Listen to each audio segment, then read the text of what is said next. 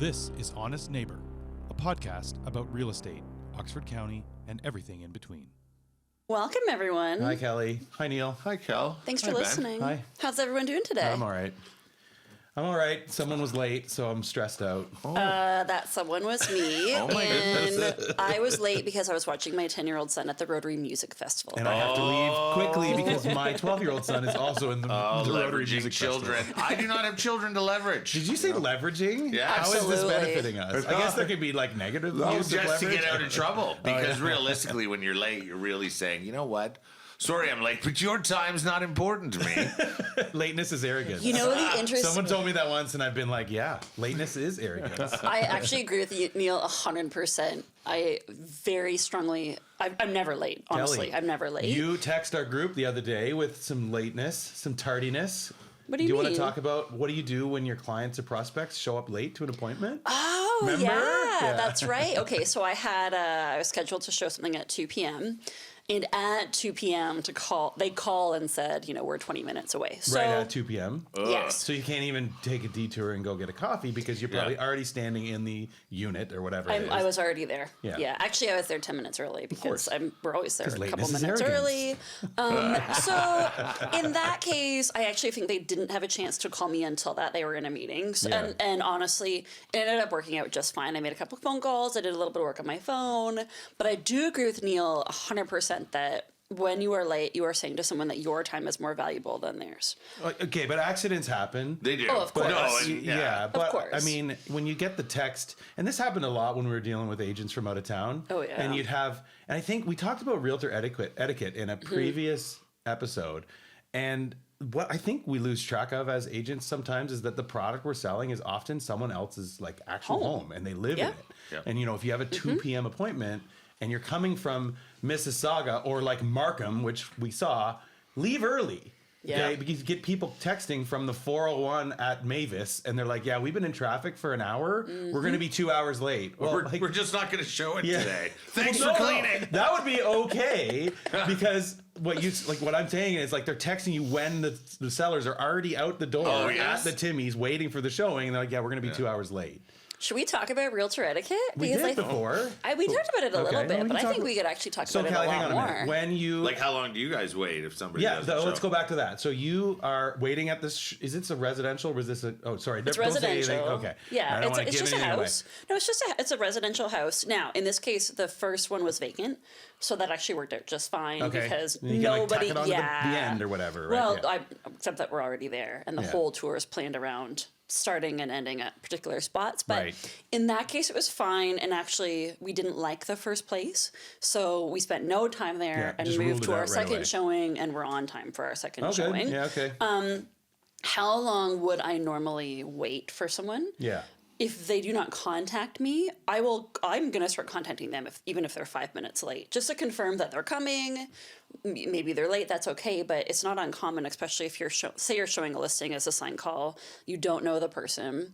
It's not uncommon. Half the time they may not actually show up. No shows. Yeah. Yeah. So I guess you get on it after 5 minutes or so just to make sure they're not Oh, see, and I never ghosting wait. you. I wait 15 minutes and I'm gone. You wait 15 minutes and then I'll you're wait gone? 15 minutes and then I'm gone. And Yeah. if they call me and ask me, and if they do, because if they haven't taken the time to tell me that they're not going to be there, I don't get that. I don't get to do that with any other professions. I Sure. don't get to book an oil change and say, hey, guess what? I didn't show up. Oh, I needed my appendix out. I'm sorry. I'm running 15 minutes. That doesn't happen, right? So that shouldn't happen with me. There has to be some level of reciprocity and respect on it. Yeah. So I'll give 15 minutes. I understand that stuff can happen, but if they haven't reached out, and there has been times where they'll reach out after the 15 minutes and say, can you come back? And I'm already on my way to go see another client, and Yeah. I'll absolutely say, Yep, unfortunately, Tuesday's no. good. Yep, or tomorrow, I'll next day. rebook Yep, it. yep. But there has to be some level there because, hey, sometimes you get the calls. You were dealing with calls at 11:30 the other night, Yep, right? yep. And you know what I mean? If we're going to be open, to work for those times, then there has to be that level of respect, I feel, and we're providing a service, and if they want top-notch service, then we just need that little bit of decorum that says, hey, we've got to respect, and some things are pressing and some things are not. If you call me at 11:30 at night because it's part of a deal and it's a pressing part of the deal and it could make an actual difference, awesome. If you call to tell me that you think that that there's a room in the other house and you want to factor in how much shiplap would cost, I don't think that's relevant at 11:30. So I don't know. I feel like you read my texts. Like I have some concerns right now that Neil has hacked my phone and is reading my client text, because I do sometimes get texts at 11:30 at night with like decor questions from people Asking about shiplap costs per square foot? or something of that equivalent nature, where maybe it could wait till the morning. So you guys know that I mean, you may suspect that I can be a little bit stubborn sometimes. So Because you're an Aries. Yeah, oh yeah, here we go again. So I can be very like, oh, they're late. Well, I'm out, right? Like I'm going to leave in 5 minutes. But one time I remember I had a listing and it was out in, I don't know if I can say where it was, but it was in a small town outside of Woodstock, maybe a shortish drive. Okay. And I had showed it a lot of times because it was well priced. It appeared attractive on the pictures, and inside was a slightly different story. So it was very busy listing. And I remember I had one guy contact me directly, and I didn't know him really at all. And I talked to him on the phone a couple times. And I show up Saturday at noon or whatever it is. And at 12:10, 12:15, he's still not there. And I'm calling, texting, no answer. But now I'm stubborn in the other way. Like, no, I'm going to wait here because I think he's coming.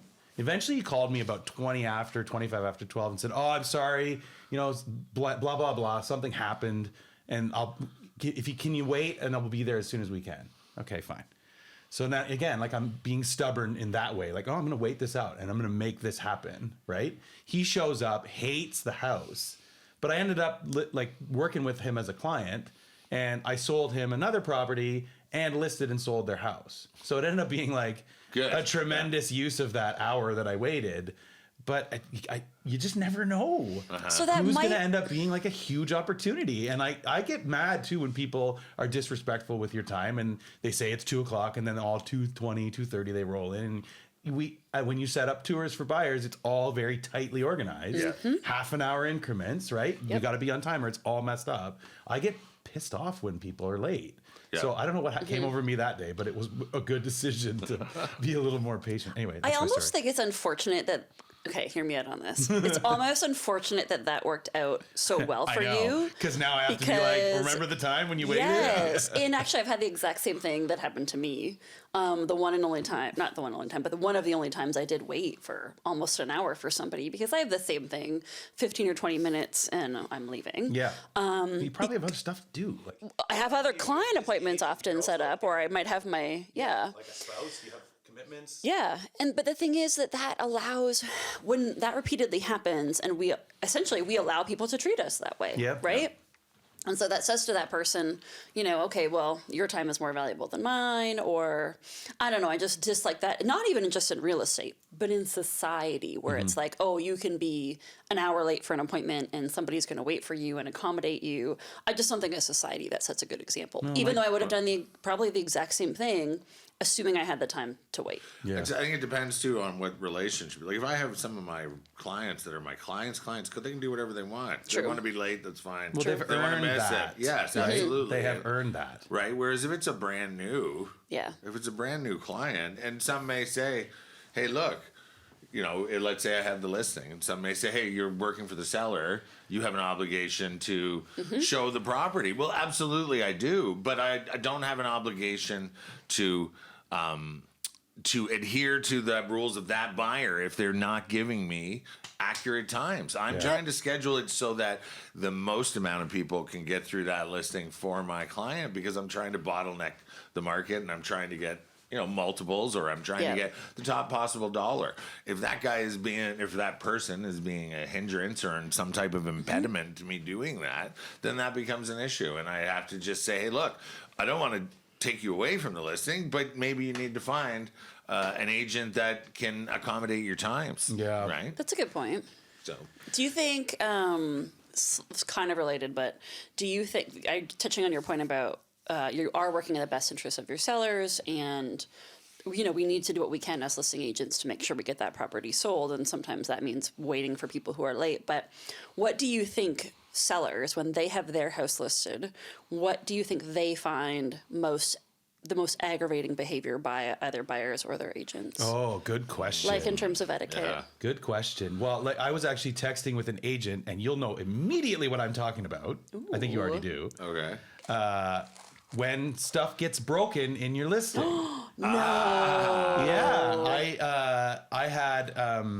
Let me think what I'm going to say here. I had a listing last year, it was last year, I think, and it was a busy listing. Again, well priced, aggressively priced for multiples, and that's what we're doing in the market.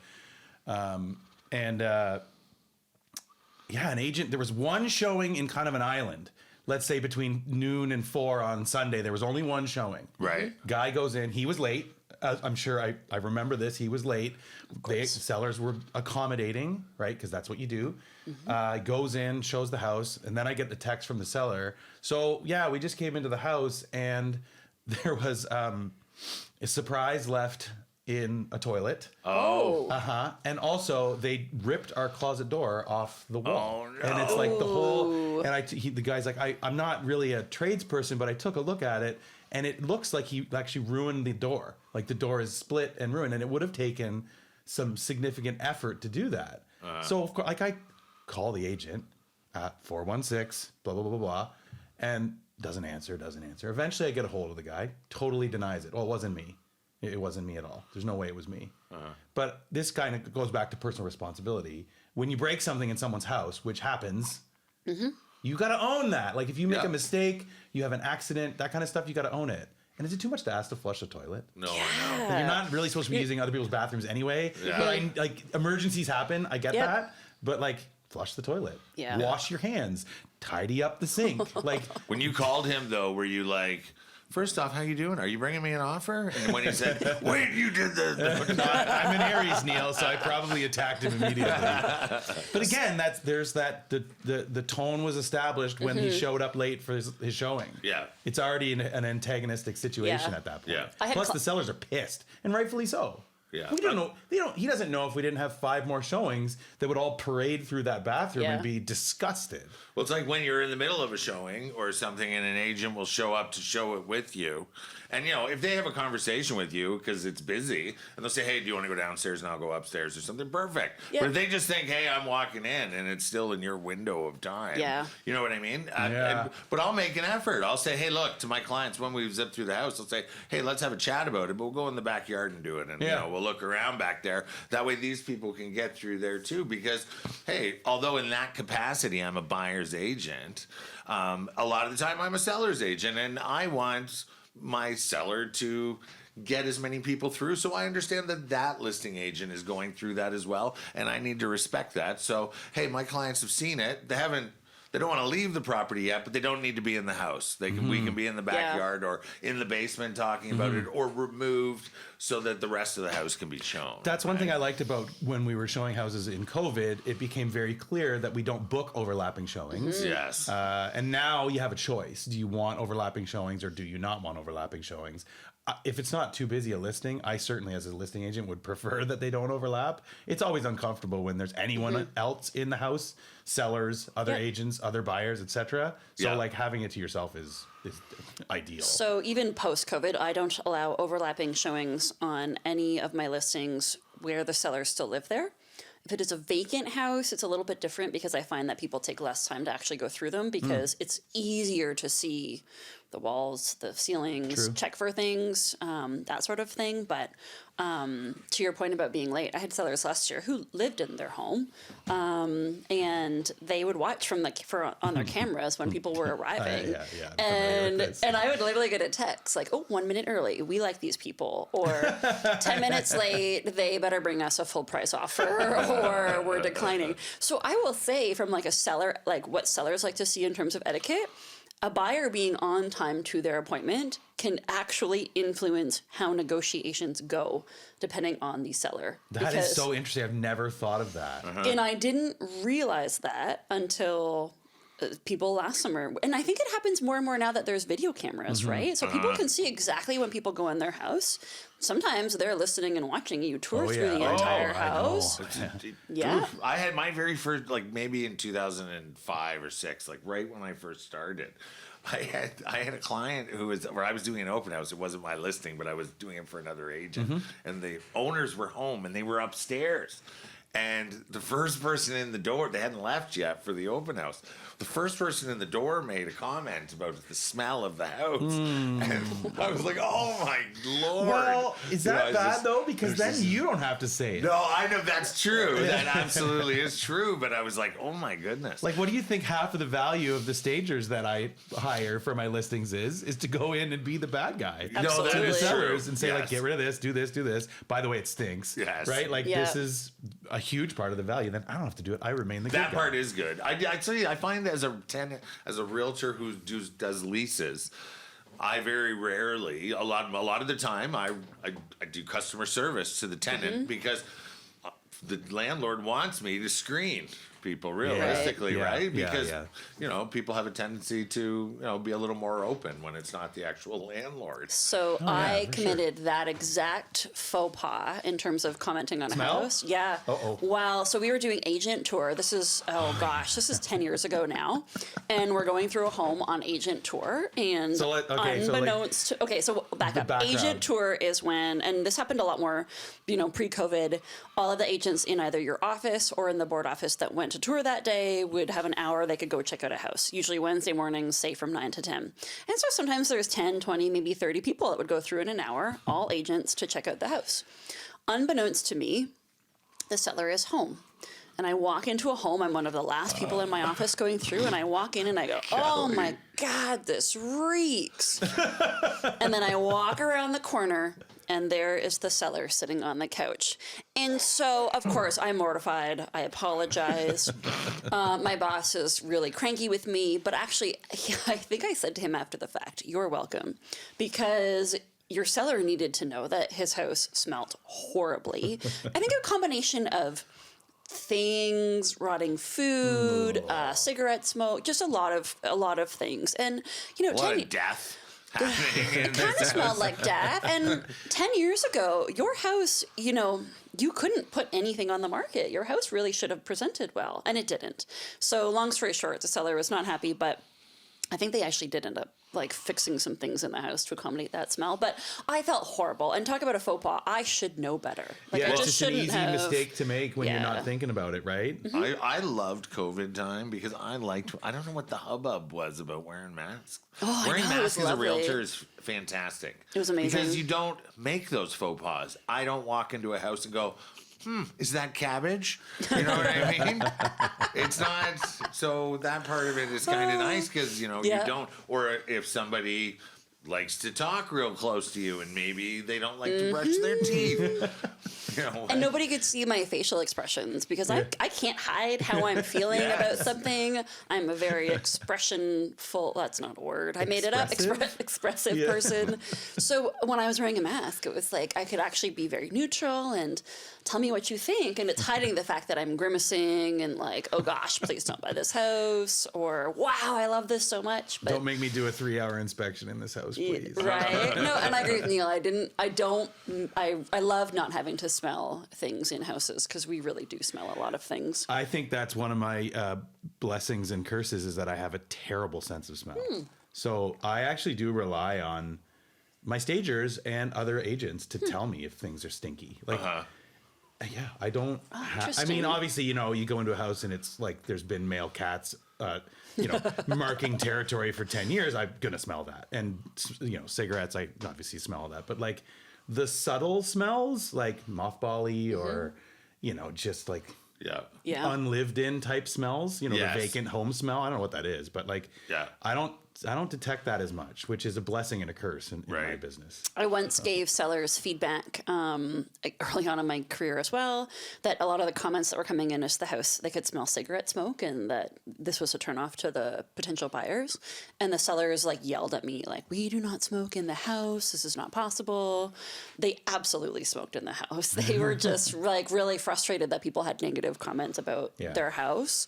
But I do think that actually smells in general and that type of feedback are helpful for sellers to know what to do. Yeah, you can address that, but please don't address that with Glade plugins. No, or cinnamon, because that's Single a different worst. kind of Get smell. rid of the smell. Like Don't I'm mask sort it. of. A lot of people are pretty sensitive to fragrances like that. I'm one of them. I don't broadcast that, but I will when I walk into a house and the first thing I smell is a Glade plug-in. It's like, okay, what's wrong? Yeah. Why does it smell so bad that they're masking this? And secondly, where's the Advil? Because I'm gonna have a headache within a half an hour. Like it's just gonna happen. I'm genuinely intrigued that people will keep Glade plugins in their house. Sorry if you use those, but they're not nice. But also, if you do use those, this is a PSA to you. Stop. Why? You're gonna get cancer. It's What? really Really? bad. Yeah. There's like multiple. And okay, I see this as a person who like, eats wait a hot second. dogs and You lots eat- of but things. not Cheese Whiz, though. Oh gosh, never Cheese Whiz. That's Not disgusting. all comments are all friendly neighbor ideologies if you're thinking of suing. the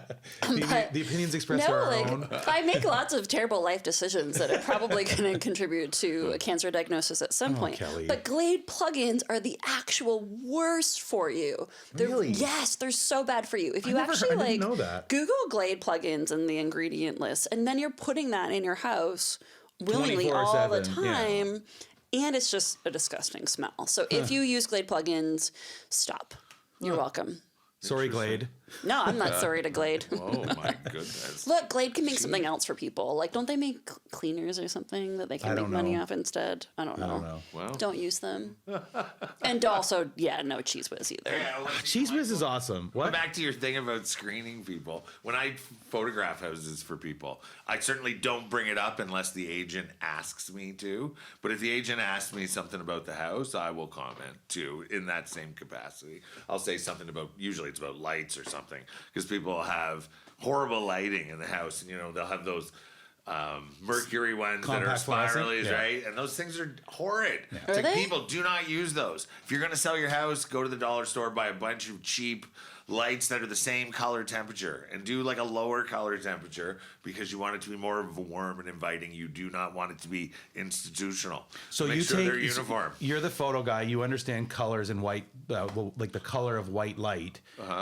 You said low. You say lower. Well, I said it depends on what you're trying to shoot and how you're trying to make it feel. If you have a bluer light, it becomes it's whiter. So then it becomes there's no warmth to the picture. blue- It's the tone blue is it's more of an institutional. But what number look. is that? Like if these are measured Oh, if in you're getting kel- up is it- into the 5,000 or 5,000? something like that, or 4,000 even. You have 45. lost me. You guys have completely don't worry about lost it. me. Whereas this light that we're running over there is probably running at 2,700. Okay, so Something like really that. warm is more like 1,000. The lower numbers are 2,000, and then most that people's cool houses blue- are running 27. Yeah, and then or that something cool like blue or that. very white light is more like 5K, 4 to 5,000? 5. Okay, yeah, all right. Yeah. I Those notice that work stuff. Some lights. people don't notice that at all, but you see like Oh, you see when they and mix match. and match, it looks Yeah. terrible. Yeah. Sorry. Anything mix and match looks terrible. Yeah. Paint colors, flooring.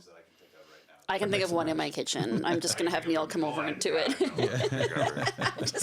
I'm just gonna take Neil shopping for lights, and then he's gonna come back to my house and fix everything. That's a great idea. I'm sure he would love Thanks, that. Neil. Appreciate it. There we go. There we go. I think a huge faux pas from an agent is saying that they have an offer coming in for you on your listing, and then they don't bring it, and then they ghost you. That So, like, happened to if me You last don't week. tell your clients. I never tell my clients don't. until it's but actually you as a there. person, you still again, you're the listing agent. You need to be responsive when it comes in and manage that as quickly as possible, according to not only your duty, your code of ethics, but also like your own personal interest in making Yeah. the deal happen. Yeah. So if someone says, I'm going to bring you an offer and it's Saturday at 4 p.m. and you're all of a sudden like, okay, well, maybe I don't go do this thing that I was going to do tonight and I'll be ready. And then that just doesn't materialize and they ghost you. Yeah. That's rude. It's completely rude. It seems like there's a lot of promises. And then that's why, sometimes they don't materialize. So there's no point in going to your client and getting them all excited and then bring them crashing down, right? Well, the same exists with problems. If you smell a problem in an existing deal that you have, you don't necessarily jump to tell your client until you know there's a problem. You don't actually. That's how I do it. It depends on the client. Depends on the client and the problem. Because if the client's an overreactor, you kind of want to sit down and say, all right, what are the facts? What needs to be presented to this client? What's important and what's not? And if there's something brewing, but you don't know for sure that it's an issue yet, there's really no interest. There's no reason to get involved with the client at that point. Right. And I always tell people, like, don't worry about it until I tell you to worry about it. Right. Because people are worriers naturally. So I always, that's kind of a line I use. Like, you worry when I tell you to worry. Yeah, Until when then, we get it's to all it, good. we'll address it when we get there. For sure. Right? Anyway, I don't know. I kind of went off on a tangent there, but No, I kind of get that though. Yeah. No, it's 100%. Good. All right. So we talked about real estate. Good job, guys. Wow. We did 4 Look episodes at and barely us. talked about real estate. And then I'm editing 5 right now, and it's like all real estate. So See, and look at this. We talked about real estate know, some it's more. good. I want just one word answer. You don't have to explain. Oh, dear. Does the worst etiquette in real estate come from a buyer or seller or another agent overall? Do you have more of a problem with buyers or sellers or agents? Neil's not sure. He's thinking about this. Well, I want to give a complete answer. I've got to Fine, compile, you can give a I've got to complete compile answer. 18 years. So if I just gave a one-word answer, my answer would actually be agents. But if I thought about some of my worst stories, they're definitely involving buyers or sellers. But agents overall, I think, just need to do a better job of improving their etiquette. I would say agents, but I don't want to throw all of organized real estate under the bus, because there's a lot of awesome agents that are super good at what they do. You're 100%. But there are some outliers who I swear, like, I don't know where they got their training. I remember taking like grade 10 business with Mr. Wells at WCI. Wow. And I think it was Mr. Wells. Anyway, and we actually had to like practice leaving voicemails. Wow, that's or like cool. how to engage in a phone conversation. It's like, hey, it's Ben, broker with Remax. Yeah. Like, how many agents will call you and they don't even introduce themselves? They'll just start piling questions about your listing. And you're like, hang on, are you a buyer? Are you an agent? Like, who are you? Well, like that guy that texted me yesterday and I didn't, and I said, You thought it was Yes. a bot or because whatever. I thought it was a phishing scam. Yeah. It And looked then- like a phishing And then scam. he got back and said, hello, all rude. I was like, oh, sorry, I didn't think you were real. Well, we do get that a lot where it's like, can you, is this property still available? And then it's a link. And when you click the link, all of a that's sudden they bad. have your banking info or whatever, right? So Yes. we have to be very careful with that. So Neil, to give a bit of background, got an unsolicited text from a random phone number. It was a little bit demandy, and Neil kind of assumed that it was a phishing scam or a bot or something trying to, engage and rip him off somehow. So then after I found out it wasn't, I let them know that sometimes it's good to start sentences with greetings. Or hello, my name is blank. Yeah, exactly. I do think agents and the general public seem to have lost the ability to introduce themselves and say, hi, my name is Kelly. I am interested in your listing, or Kelly, are whatever. you a broker or are you an agent or are you a buyer? Well, I'm a sales representative, actually. Then I'm not a broker, but no. But I guess my point is just that I think everybody in the whole entire world seems to somehow, with texting, I think, lost the ability to actually start and end an Will you introduction text the and a whole deal? sentence. What do you mean? Would you text the whole deal? See, I have some agents that will get mad at me if I want to talk to them on the phone. They're like, you need to text. And we'll see that in real estate hacks where people will complain That they get a about phone call? That they're getting phone calls from people. Okay, so I think if you're a realtor and you complain about getting phone calls, sorry, leave the business 100%. Okay, bye. However, I do think given that 99% of agents do prefer communication via text, partially for legal purposes, is that it is best for us to have things in writing. I do think when you are trying to contact another agent, the best thing to do probably is to text them first. Yeah. And then say, do you have time for a call? No, but and that also regarding goes this out to property? clients as well. I have some clients that want to text on some things, and there are some things I'm not texting on. There's some things Fair. they need to hear the tone of my voice when I'm explaining it. Yep. Because there are nuances that they need to understand. Yeah. That are going to be relevant in a deal worth hundreds of thousands of dollars. And if you don't have the time to talk about it, then that's causes me more pain because I will need to make sure you understand. Yeah, good Also, point. your text can be sarcastic. My text can be. And probably it's good for you to talk to people because your tone is very obvious. Well, what you also what you too, mean. I and some people, might say I'm, a little pedantic. Or Maybe. whatever. Who knows? Maybe. But at the same token, Some people. I do use different words, right? That's just Yeah. how I speak. And one of the things that's kind of funny for me because I'm a gamer and I've played online video games my whole life, and over the last 25 years, you see the change and the decay in people's writing skills 100%. Because when I started those games, it was all typing, and then now it's all headset. Yeah. And Yeah. everybody does it all on headset. Yeah. And you could be playing early on all of a sudden, and at the beginning when I started playing video games, people all spoke well. They had written language. You couldn't tell that the person typing was 15 years old on the other end of the keyboard. Now you see grammatical errors left and right and spelling mistakes, and then just not even words that are completely improper. Their definition isn't even there. And you're like, oh, I see. You're the leader of this group, but you're 9. You know what I mean? So it's just, and I'm not, I'm not beating up on people that have, a less ability to spell or whatever, but it's notable now. Oh, so I need absolutely. to make sure that I'm understood, I guess. So yeah, that's fair. I guess I understand. And your point is 100% though. You should probably call first, but yeah. Well, no, Yeah, I think you should just, if it's an agent, Or just text text first. first, Yeah. And say, I- is this a good time for a A call? careful mix is good. Yeah. For sure. I agree Knowing when that- it's appropriate. Because you could spend an hour texting something that could actually be solved in Solved. 5 minutes. on a That's phone my call. issue too, right? Yeah. That's why Neil and I talk on the phone sometimes because we have things to say and it would just not be possible to do Oh, it via they're just too texting. big. Yeah. I know. I like talking on the phone guys with you are so though. special. Neil's one of my favorite people. I definitely Kelly's answer. favorite. Oh, It's time for Kelly's favorite. I told you this. It was coming. no. I want to do a whole podcast episode about my favorite things. I think every Nice. podcast is your favorite. I'm on things. her favorite But and I- her least favorite. Yeah. Neil is simultaneously my favorite and least favorite human most days. Like he's actually both at the same time. It's really impressive. I'm happy I haven't had to mediate. Good Yeah. job. Yeah. I am like Gabriel and Mephistopheles together. Okay. We'll Google that. I Okay, don't know. yeah. So sure, we'll just say sure. Should we wrap that episode up? Oh yeah, that's it. Okay, good. Oh, yeah, yeah. thanks Cool. for tuning in. And actually, yeah, thank you very much for everybody who's up. Thank you very much for everybody who's taken the time to subscribe and watch the podcast. The response has been, I Awesome. would say, exciting. It We're is. getting- It's been kind of cool. We're getting some like really it. nice messages from people, so Yeah. thank you. Had some great Appreciate conversations that. that have spawned from this podcast. Yeah, So, same. Awesome. very Thank good. you. Okay, have a good day. Bye. Wonderful. Bye.